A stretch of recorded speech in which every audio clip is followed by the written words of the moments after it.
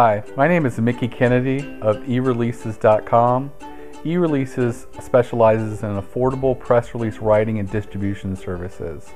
If you don't know about eReleases, check us out online at eReleases.com. Today I'm going to be talking to you about the 5 top tips for writing press release headlines. The bulk of press releases fail or succeed based on the headline and opening paragraph. I'm often asked why, and the reason is simple math. You have journalists who are being asked to write and develop more stories than ever, and this is in addition to tweeting, blogging, and all the other responsibilities that they have to do. So, because of that reason, journalists are skimming more and more. And one of the easiest ways to skim news wires and websites, including RSS feeds, is by skimming by headline. And for that reason, you want to make sure that your headline stands out and it gets the attention of journalists so that they'll click on it and read more. One of the things that you need to do in your headline is to articulate your hook, what's newsworthy about your press release, and get some factual details out there.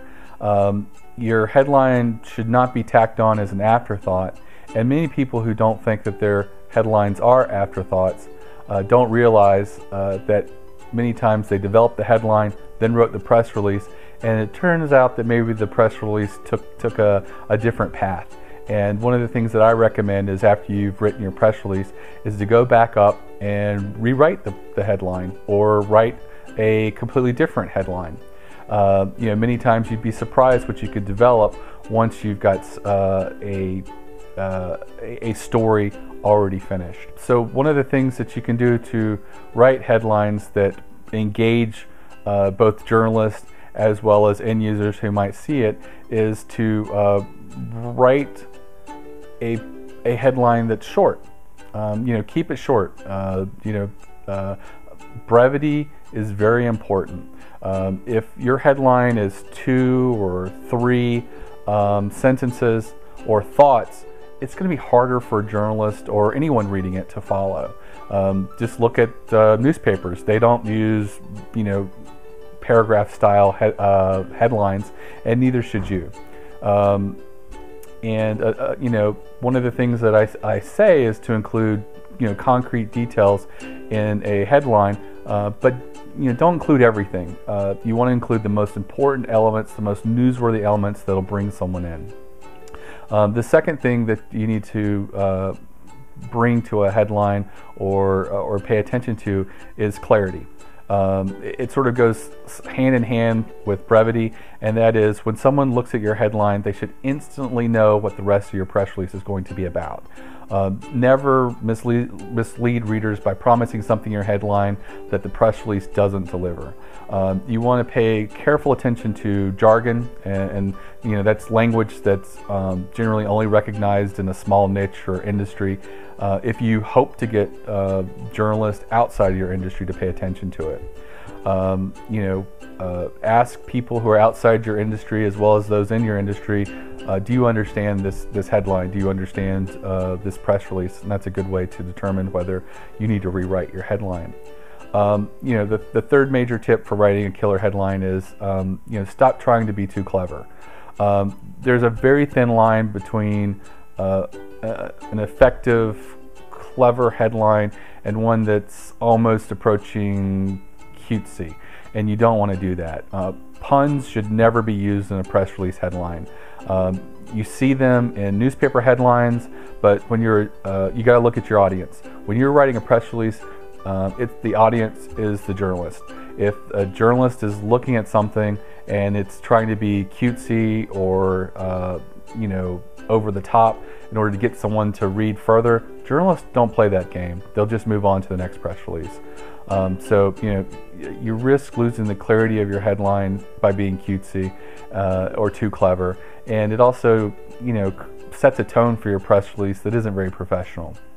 The next major tip is avoid sounding gimmicky, and here we're talking salesy, over the top type things, such as new miracle product by company A that will change your life forever and solve all your problems.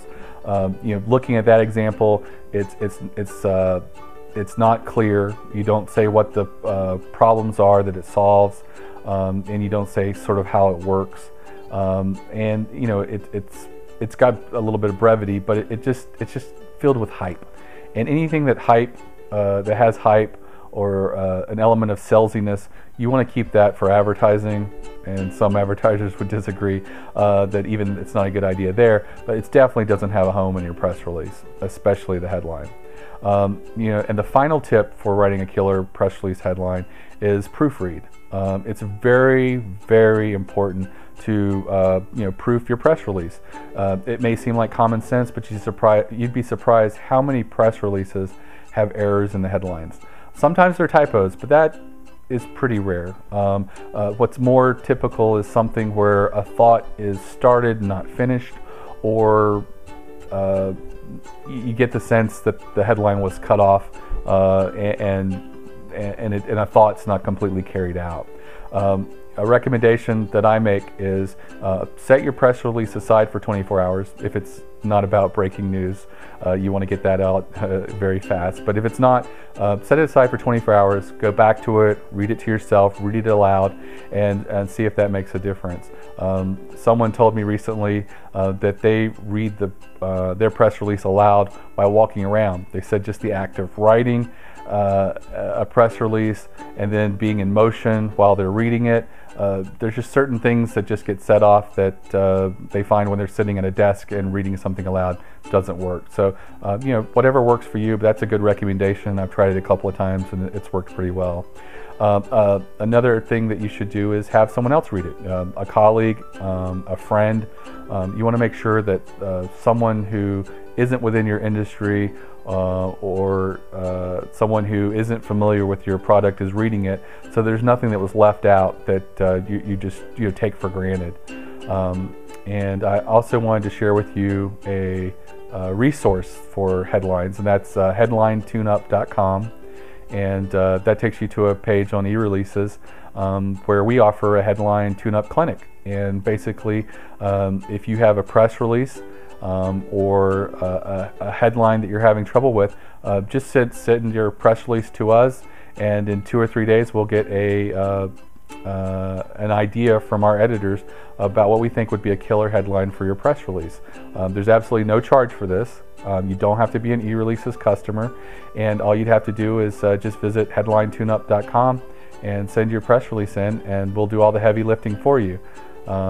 We only ask that you limit to one rewrite a month, and it's great practice for us. We see so many bad press releases come through as well as good ones, and our editors can really give you a good sense of what we feel would be putting your best foot forward with your headline. This concludes 5 tips for writing killer headlines for your press release, and I will share more tips in the future. Again, my name is Mickie Kennedy from ereleases.com.